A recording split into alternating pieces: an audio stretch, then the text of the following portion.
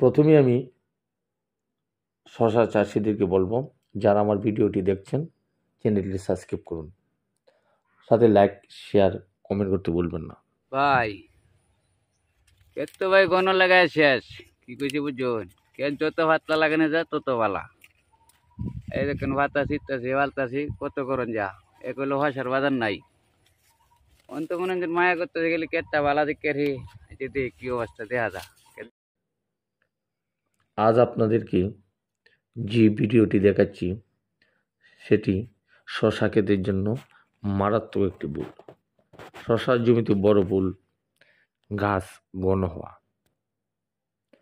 কৃষক আজিজুল এর কপাল পুড়ল শশা গাছ ঘন হওয়ার। দেখুন, ফুল ফল নেই বললেই চলে।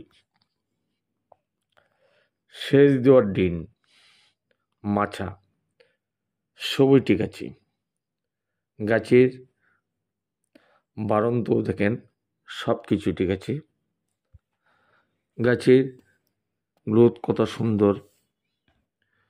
উপরে অংশটি দেখুন, ক্ষেত নয় যেন একটি জঙ্গল। গাছের বাড়ন্ত এত বেড়ে গেছে যে সূর্যের আলো পড়ার মতো কোনো সুযোগ নেই। রোদ বৃষ্টি আলো বাতাস গাছে গোড়া যাওয়ার কোনো সুযোগ নেই। কৃষক আজিজুল বুঝতেই পারেনি জমিটি এত জঙ্গল হয়ে যাবে।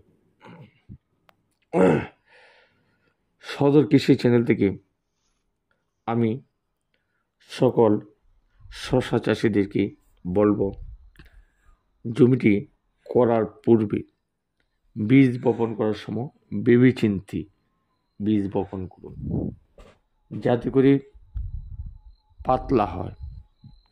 পাতলা হলে গাছে ফুল ফল প্রচুর আসবে, ফলন হবে দ্বিগুণ, খরচ হবে কম।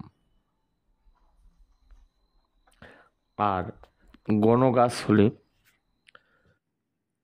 দেখতেই পাচ্ছেন শশা গাছে প্রচুর আলো বাতাসের প্রয়োজন পড়ে, এবং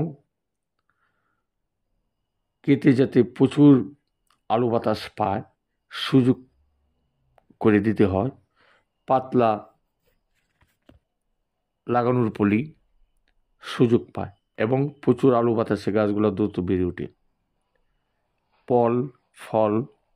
ফুল ফল দ্বিগুণ হয়। আমি আপনাদেরকে বলবো, শশা গাছ যত পাতলা লাগাতে পারেন। তো আজকে আমি এই পর্যন্তই। আমি FM একরাম, সদর, গৌরীপুর, মাইবাসিংহ।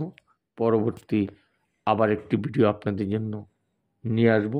এই পর্যন্ত ভালো থাকুন, সুস্থ থাকুন, সুন্দর থাকুন।